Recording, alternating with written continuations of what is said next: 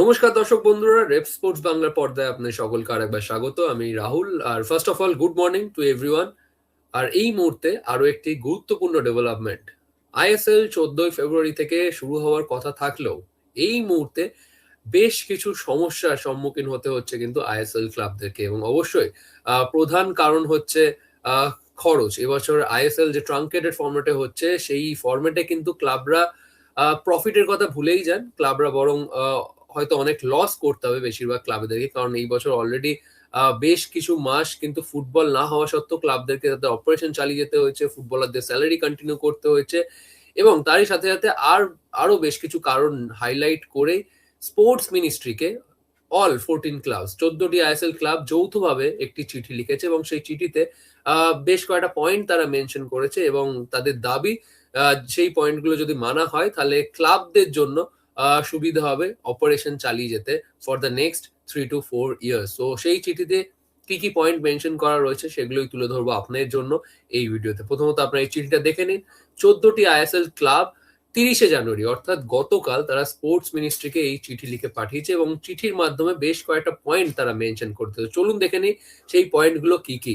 First of all, যে প্রথম যেটা পয়েন্ট সেটা হচ্ছে অবশ্যই অপারেশনাল অ্যান্ড লিগাল চ্যালেঞ্জেস। অর্থাৎ এই যে ট্রাঙ্কেটেড ফরম্যাটে ক্লাব চালানো যে একটা চ্যালেঞ্জ ক্লাবেদের, সেটাতে তারা গভর্নমেন্টের সাহায্য চাইছে। কারণ আপনারা জানেন যে বেশিরভাগ আইএসএল ক্লাবরাই কিন্তু গভর্নমেন্ট ফ্যাসিলিটিতে ম্যাচ খেলে। যদি আপনারা মোহনবাগান ইস্টবেঙ্গলের কথা বলুন, এই সল্টলেক স্টেডিয়াম কিন্তু গভর্নমেন্টের ফ্যাসিলিটি।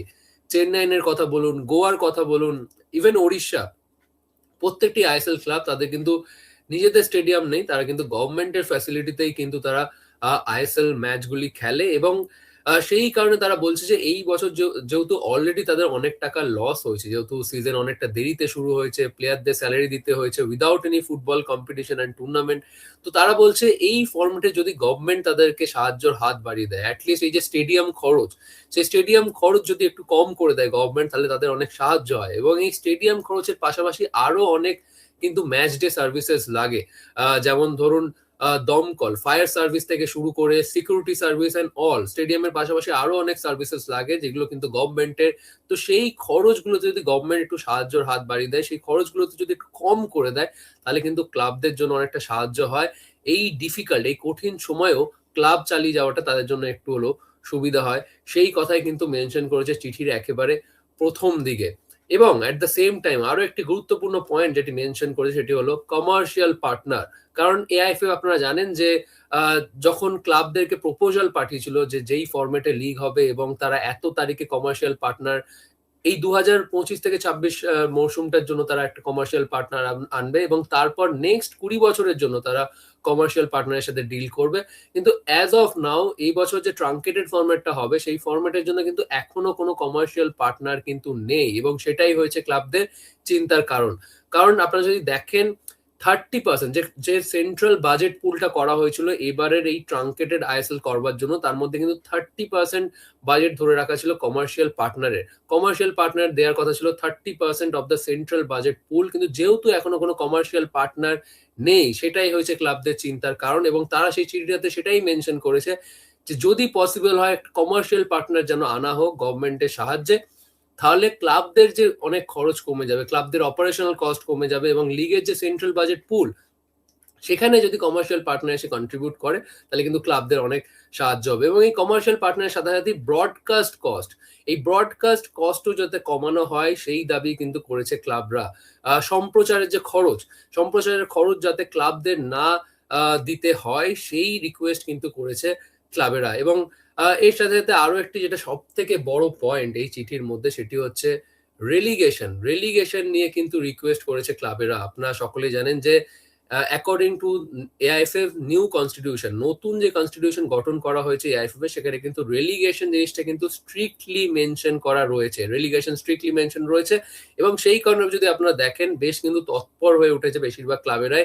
তারা প্রথমে অল ইন্ডিয়ান স্কোয়াড নিয়ে এবারে লিগ খেলার কথা থাকলেও তারপর কিন্তু তারা একে একে বেশ কিছু বিদেশি সই করিয়ে দলের শক্তিটা কিন্তু অনেকটাই বাড়িয়েছে, কারণ তারা কেউই রেলিগেশনের ঝুঁকিটা নিতে চায় না। কিন্তু at the same time relegation যদি থাকে, বেশ কয়েকটা ক্লাব কিন্তু এবার বেশ তারা সমস্যার কিন্তু সম্মুখীন হতে পারে তারা। কারণ এই বছর তাদের কিন্তু সেরকম বাজেট নেই বিদেশি নিয়ে দল গড়বার, সুতরাং তারা শেষমেশ রেলিগেশন জোনে থাকলেও থাকতে পারে, এবং সেই কারণে অল 14 ক্লাব, আইএসএল ক্লাব এই চিঠিতে তারা দাবি জানিয়েছে যে অ্যাটলিস্ট নেক্সট 3 বা 5 বছর যদি রেলিগেশনটা ফ্রিজ করা হয়, যদি রেলিগেশন না রাখা হয় লিগে, তাহলে সেটা অনেকটা সুবিধা হয় ক্লাবদের জন্য। কারণ তাদের দাবি যে এই মুহূর্তে দাঁড়িয়ে, কারণ স্পেশালি এই বছরটা যে একটা ডিফিকাল্ট পিরিয়ড গেছে ক্লাবদের জন্য, এই সময় দাঁড়িয়ে ক্লাবরা clubs are not at a position to afford relegation. তাদের দাবি যে রেলিগেশন যদি নেক্সট 3 থেকে 5 বছর যদি তুলে দেওয়া হয়, তাহলে ক্লাবদের সুবিধা হয় সাস্টেন করতে, এবং তারপর 3 থেকে 5 বছর পরে গিয়ে তারা মনে করছে they will be at a position to afford relegation. সুতরাং রেলিগেশন নিয়েও কিন্তু রিকোয়েস্ট করেছে ক্লাবে।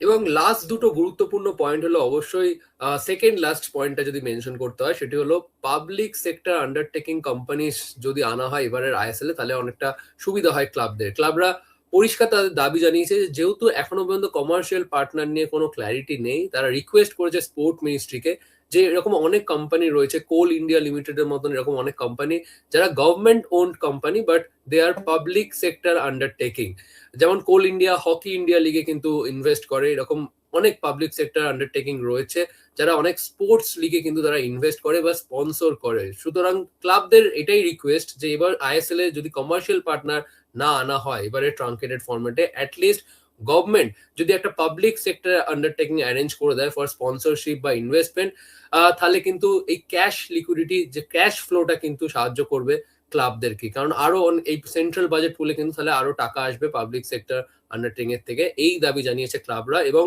সর্বশেষ যে দাবিটা সেটি হলো ক্লাব লাইসেন্সিং নিয়ে। ক্লাব লাইসেন্সিং নিয়ে যদি আপনাকে ডিটেলসে বলতে হয়, অনেক ক্রাইটেরিয়া থাকে ক্লাব লাইসেন্সিং এর।